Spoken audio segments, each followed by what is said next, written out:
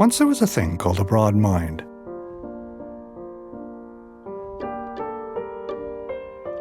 I can't tell you what kind of thing it was, but I can tell you what it looked like. It had wings for flights of imagination, webbed toes for plunging into the depths of things, eyes that could see into the farthest galaxies, and arms that could embrace the whole wide world. One day, this broad mind landed on a log by the river where a child of the giant sat tying a fishing line. It shook out its wings in the afternoon sun, and then it flew up into the air. The child grabbed it in mid-flight. "Whoa, look how fast you fly," he said. "Gee, I wonder how fast you run." So the child of the giants carried the broad mind to the racing track and set it down at the starting line.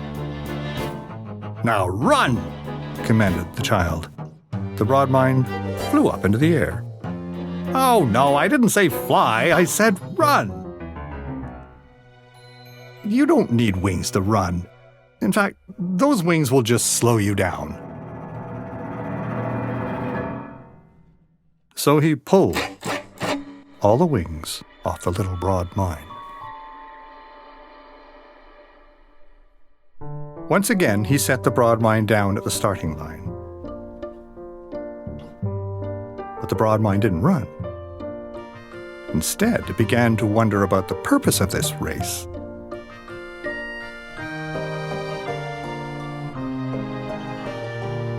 And so it dove down into the origins of the game. It had almost gone out of sight when the child grabbed it back.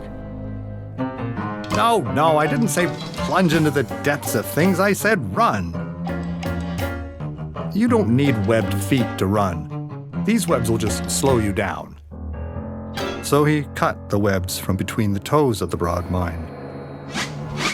When the surgery was complete, the broad mind had a pair of feet with toes designed for pure speed. He put it back on the racing track, and what do you know? The broad mind ran. Fast as an arrow it flew, past the finish line and into a field, past the field and into a gully, past the gully and into a meadow. The child loped behind and snatched it up. "You're fast all right, but can't you see the finish line?" Now, the truth was, it couldn't see the finish line because the broad mind's eyes were designed for long-range vision. "Never mind. I'll teach you how to see," said the child. He carried the broad mind back to the track and set it down at the starting gate. He made it run and stopped it at the finish line. Then he picked it up and sent it back.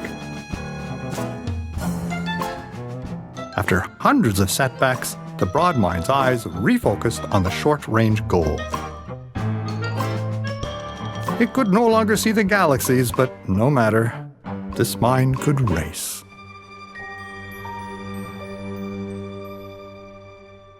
Finally, the big day arrived. The children of the giants gathered at the racing track, each with a broad mind in a little cage.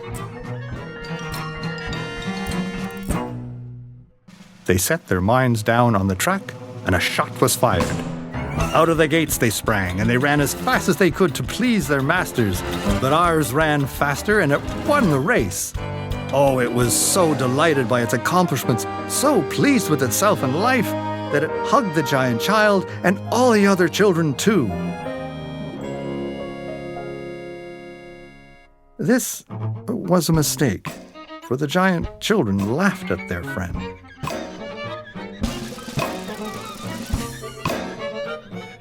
The giant scolded the broad mind. "You're not supposed to embrace everyone," he said. "You're only supposed to embrace me!" And so he shortened the arms of the broad mind. When the broad mind had its arms shortened, it didn't have such a great desire to race. It didn't win the second race, nor the third, nor the fourth. The child stuffed the broad mind in his pocket and headed home. On the way, he threw it into a garbage can. "This mind is no use to me," he said. The broad mind landed on a heap of others who, like him, had been thrown away. These poor, used broad minds lived in a sorry state. There they were, grounded, without depth or imagination, unable to see the stars or even embrace one another. They tried to make the best of it in their container world, but it was a gray and colorless place.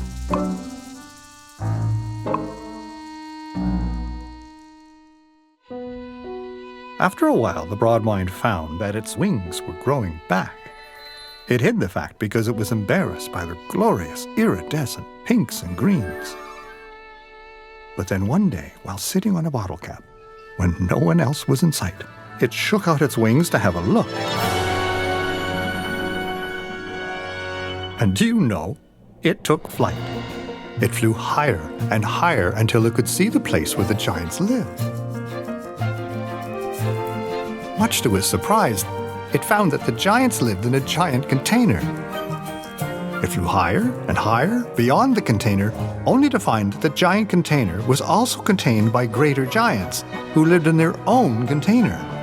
And so it went on, infinitely. The broad mind floated down, down, and came back to its post on the bottle cap. Then it began to think. It dove down into the container until it had gone so deep that the webs returned to its toes. It plunged deeper and deeper into the meaning of containers until they meant nothing at all, and it surfaced free.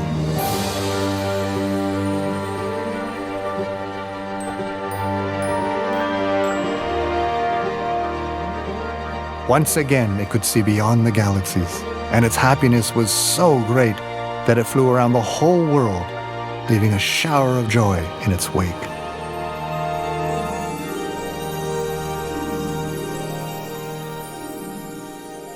It landed on a log by the river where a child of the giant sat. The child made a grab for the broad mind, but this time the mind was smarter, and it flew away.